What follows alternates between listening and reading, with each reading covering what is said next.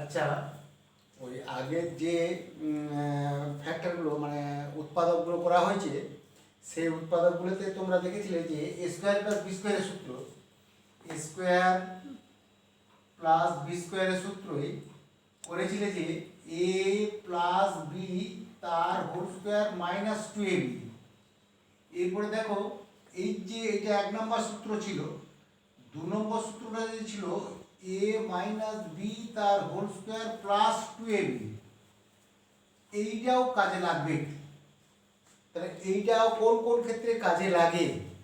এইটা যেমন ছিল আগের দিনে যেগুলো করেছিল যে এ স্কোয়ার প্লাস বি স্কোয়ার সূত্রটা করে নিয়ে এই টু এ বিটা যেটা করেছিল সেই টু এ বিটাও একটা পূর্ণবর্গ হয়েছিল, দিয়ে এ স্কোয়ার মাইনাস বি স্কোয়ার করা হয়েছিল। কিন্তু এইটা প্লাস টু এ বি করেও কখনো কখনো এটাকে প্লাস টু এ বিটাকেও কাজে লাগাতে হচ্ছে, যে ক্ষেত্রে এ স্কোয়ার মাইনাস বি স্কোয়ারটা আসে। সেরকম ধরনের কিছু অঙ্ক দেখো, যেমন মনে করো যে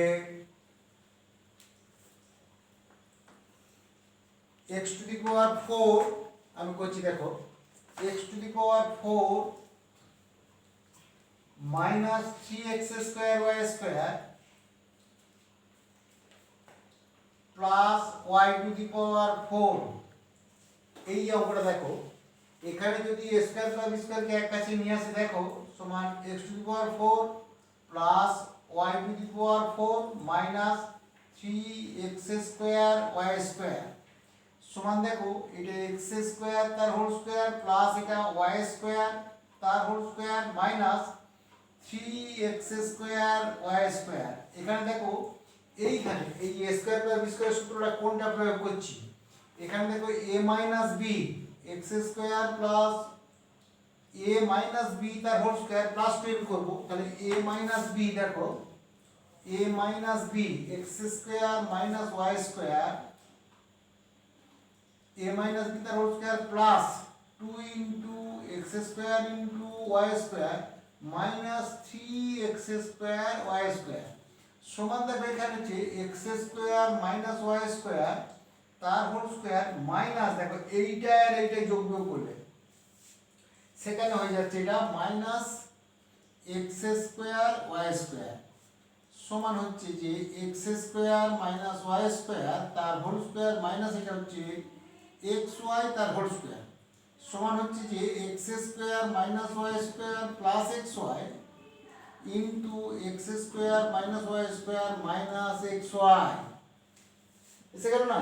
তার মানে কি, আমরা সব সময় যে শুধুমাত্র যে a প্লাস b তার হোল স্কয়ার মাইনাস 2b করব, এই যে a square plus b square সূত্রটা a প্লাস b তার হোল স্কয়ার মাইনাস 2b করব তা নয়।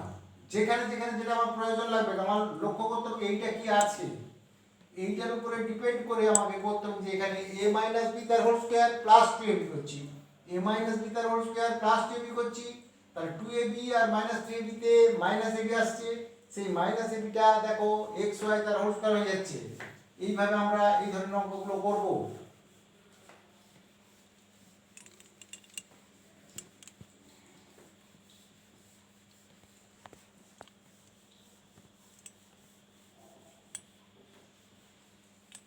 এরকম দেখো আরো অঙ্ক দেখো, যে এরকম আছে যে a to the power 4 minus 2a square b square minus 15 b to the power 4। এখানে দেখো a to the power 4 minus 2a square b square, তাহলে a to the power 4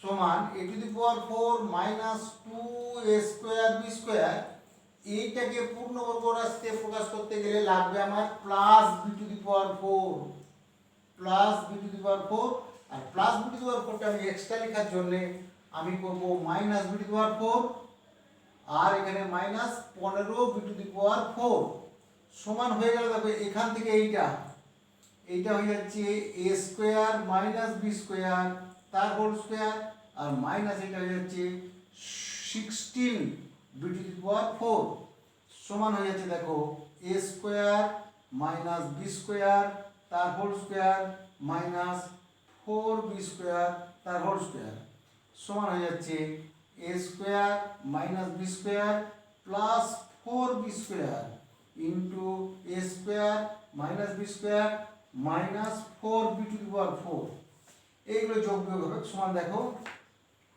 A square plus 3b square into A square minus 5b square, এটা 4 করে দিচ্ছি, এটা square হবে। দেখো A square minus B square, এটা 4b স্কোয়ার, ব্যাস। তার মানে কি যখন যেটা প্রয়োজন হবে যেভাবে সেটা সেরকম করে আমরা কোথাও এ স্কোয়ারটা কোথাও বি স্কোয়ারটা, এ স্কোয়ারটাও কোথায় কোথাও লাগবে দেখবে, এ স্কোয়ারটা দেখাচ্ছি তোমার, এ স্কোয়ারটাও লাগবে, এমন এমন জায়গা আছে যেখান দিয়ে এ স্কোয়ারটাও লাগবে, সেই এ স্কোয়ারটাকে দিয়ে বাড়া কমা করে সেখানেতেও বাড়ানো যাবে। যেমন মনে করো এরকম আছে একটা,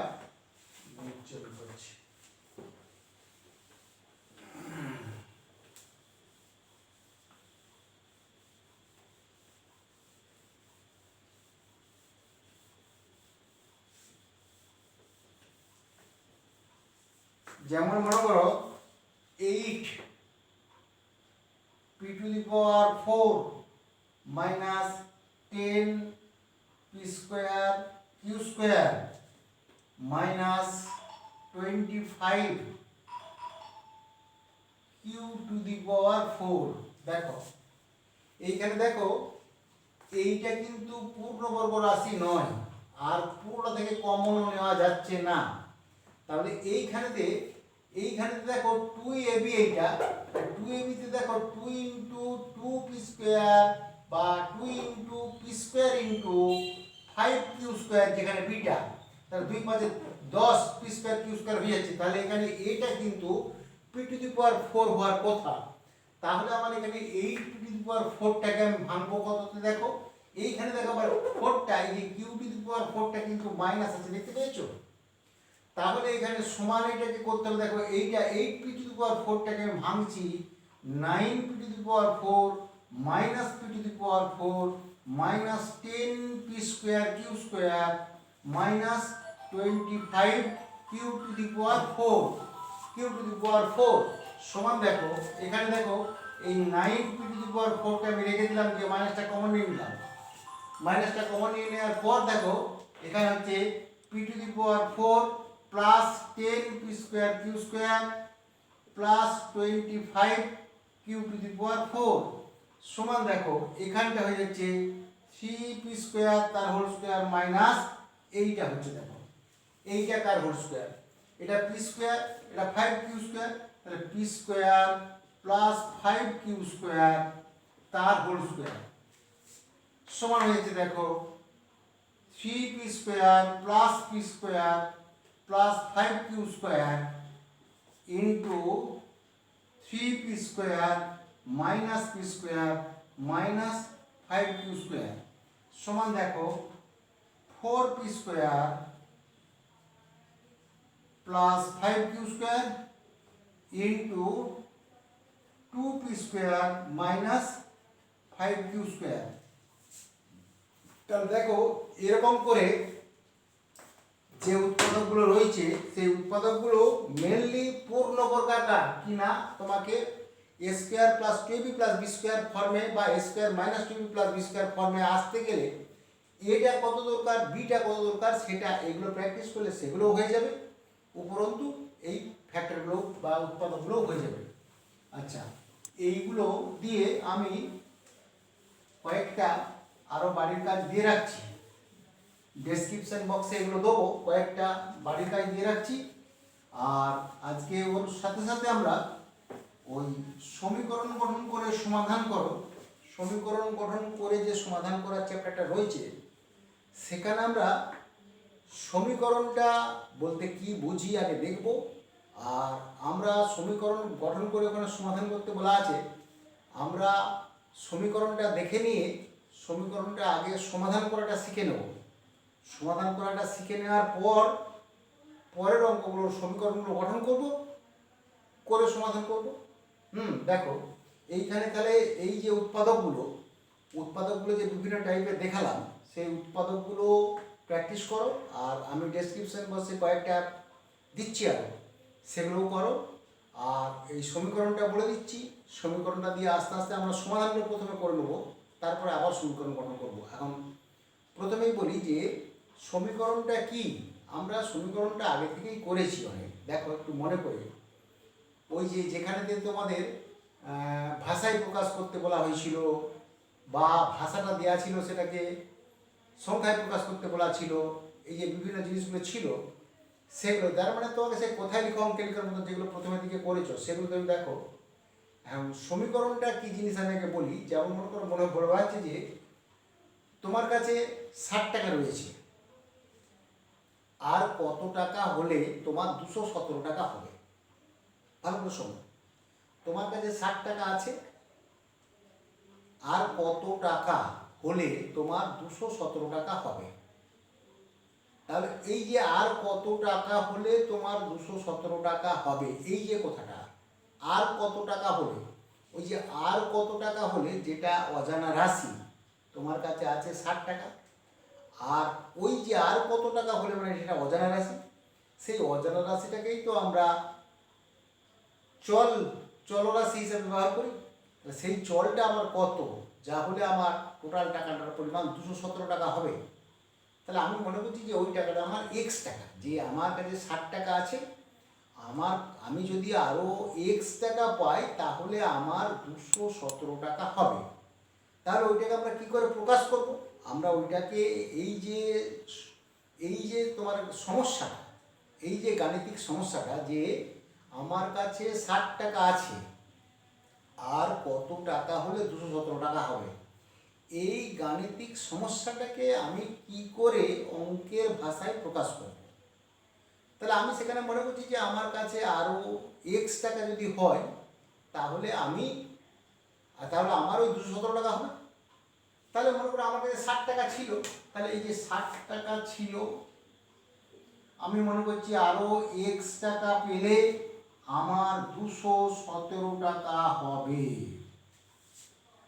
তাহলে এই যে আমার কাছে 60 টাকা ছিল, আমি আরও এক্স টাকা পেলে আমার 217 টাকার সমান হবে। তাহলে আমার এই 60 টাকাটা যুক্ত যে টাকাটা আমি পাবো, যে টাকাটা আমি পেতে চাই, সেই টাকাটা পেলে আমার 217 টাকার সমান হবে। তাহলে 60 টাকা প্লাস এক্স টাকা সমান 217 টাকা হবে। এই যে গণিতের ভাষায় সমস্যাটাকে প্রকাশ করা হলো,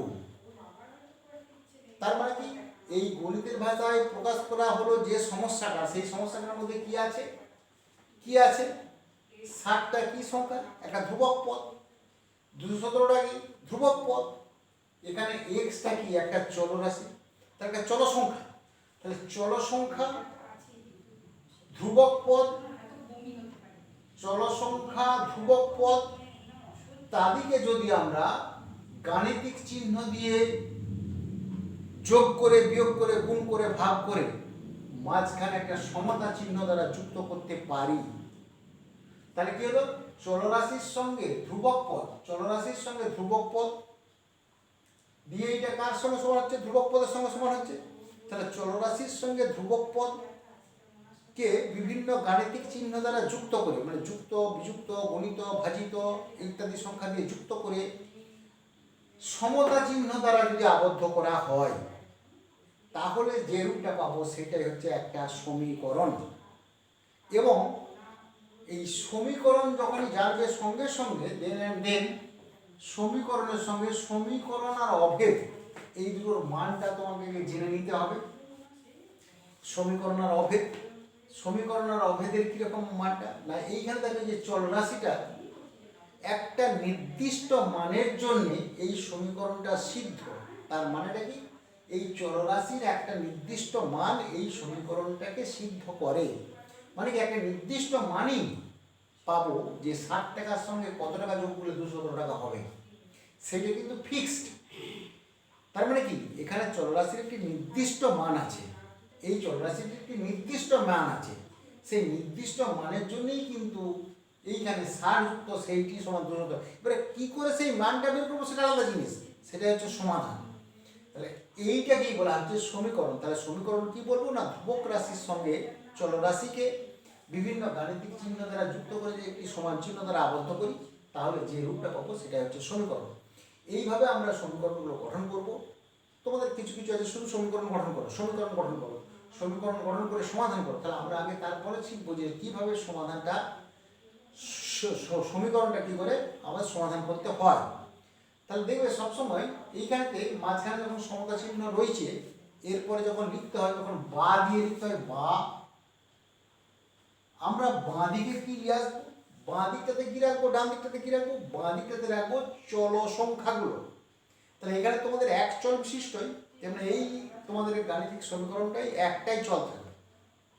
সেই চলটাকে সবসময় আমরা এখানে প্লাস এক্স মানে এক্সই লিখবো সমান, তার মানে কি বাঁ দিকটাই একটা সমীকরণের বাঁ দিকে যখন আমরা সমাধান করব তখন কেবলমাত্র চল সংখ্যাগুলি রাখবো। আর ডান দিকে কি করব না এই ধ্রুবক পদগুলো ডান দিকে নিয়ে যাব। নিয়ে যাওয়ার কি নিয়ম আছে, সমান চিহ্নের বাঁ দিক থেকে যদি ডান দিকে নিয়ে যাই এই ধ্রুবক সংখ্যাটা যা চিহ্ন আছে তার উল্টো চিহ্ন হবে, মানে যুক্ত থাকলে যুক্ত হবে, বিযুক্ত থাকলে যুক্ত হবে, উল্টো বলতে এইটাই। তাহলে আমরা দেখলাম এইখানে সমান চিহ্নের 217 ছিল, বিযুক্ত 60 সমান কত হচ্ছে 7, 6 করলে 11, 5 দিকে থেকে 157। তার মানে কি এখানেতে x সমান পেলাম 157। তার মানে আমরা কি বলবো না যে এইখানেতে যে যদি আমি আরো 157 টাকা পাই তাহলে আমার 217 টাকা হবে। তার মানে আমার কাছে 60 টাকা আছে, আমি যদি আরো 157 টাকা পাই তাহলে আমার 217 টাকা হবে। এখানে কিন্তু এই x এর মানটা বা এই চল সংখ্যার মানটা কিন্তু 157ই হবে, এর কিন্তু উল্টোপাল্টা হবে না। এইটাই যে যেখানেতে চল সংখ্যার একটি নির্দিষ্ট মান কে সিদ্ধ করে তখন সেটাকে বলবো সমীকরণ। আর যখন চল সংখ্যার যে কোনো মানের জন্য ডান দিকটার বাঁ দিকটা সমান হয়ে যাবে। যেমন মনে করো তোমাকে আমি লিখছি a প্লাস বি তার হোল স্কয়ার সমান দেবে a প্লাস বি তার হোল স্কয়ার সমান a square plus 2ab plus b square. এখানে যদি a এর মান 1 আর b এর মান 2 যদি ধরি তাহলে দেখো এখানে পাচ্ছি 1 প্লাস 2 তার হোল স্কয়ার সমান এখানে 1 square plus 2 into 1 into 2 plus 2 square সমান দেখো এটা হচ্ছে 3 স্কয়ার সমান হচ্ছে 1 প্লাস 2 গুণে 4 প্লাস 2 গুণে 4। এটা বা লিখতে হবে, এটা সমান নয়, বা বা বা 9 সমান 9। দেখো ডান দিকের বাঁ দিক সমান হয়ে যাচ্ছে। এরপরে যদি তুমি যদি a সমান 2 আর b সমান যদি 3 ধরো, a সমান 2 আর b সমান যদি 3 ধরি তাহলে 2 আর প্লাস 3 সমান হচ্ছে 5 স্কয়ার সমান হচ্ছে 2 square plus 2 into 2 into 3 plus 3 square বা 25 সমান 4 প্লাস 2 গুণে 4 3 12 প্লাস 9 বা 25 সমান 25। তার মানে কি হলো যে এইখানতে দুটো যে চল সংখ্যা ছিল a আর b তোমরাও নিজেরা প্র্যাকটিস করে দেবে, যে কোনো মান নিয়ে বাঁ দিকে এবং ডান দিকে যদি পুট করো সমান হয়ে যাবে। তার মানে কি এখানে চল সংখ্যাগুলোর যে কোনো মানের জন্য যদি উভয় দিক সমান হয়ে যায় তাহলে সেটাকে বলবো অভেদ। এটি কিন্তু খুব ভালো করে মনে রাখবে, এটি তাহলে অভেদ। আর চল সংখ্যা যদি একটি নির্দিষ্ট মানের জন্য সিদ্ধ হয় তখন সেটিকে বলবো সমীকরণ। তাহলে এই গেল সমীকরণ আর অভেদের মধ্যে পার্থক্যটা। এরপরে আমি তোমাদের সমীকরণ সমাধান করার যে কয়েকটা নিয়ম আছে কয়েকটা নিয়ম দেখাচ্ছি, আস্তে আস্তে তোমরা সেগুলোকে প্র্যাকটিস করো, করতে করতে আরো বড় বড়গুলো করতে পারবে। যেমন দেখো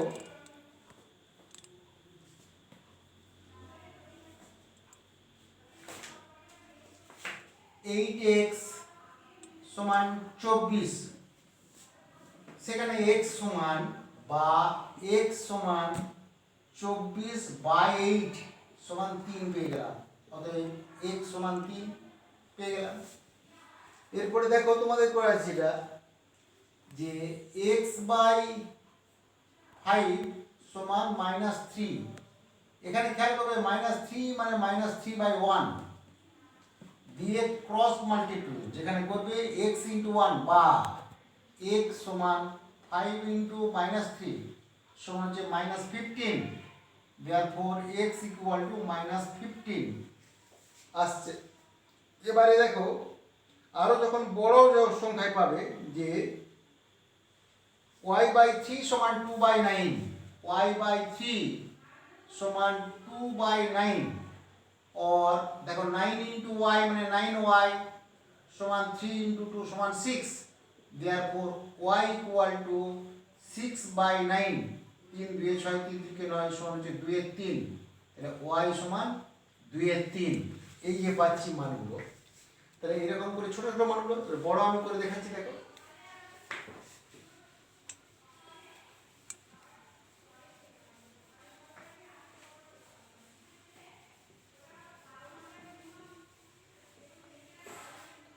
বড় করাচ্ছি, দেখো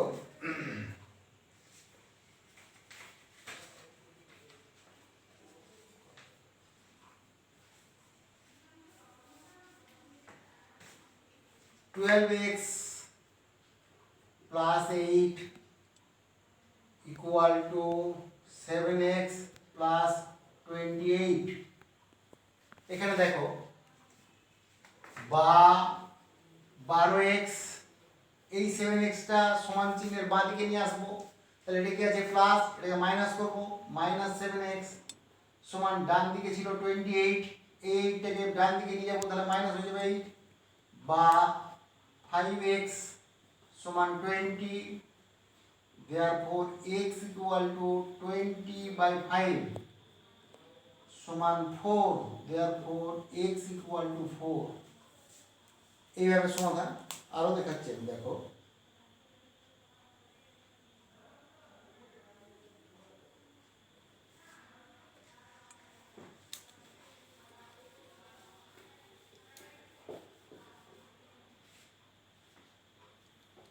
x/2 minus 2/5 সমান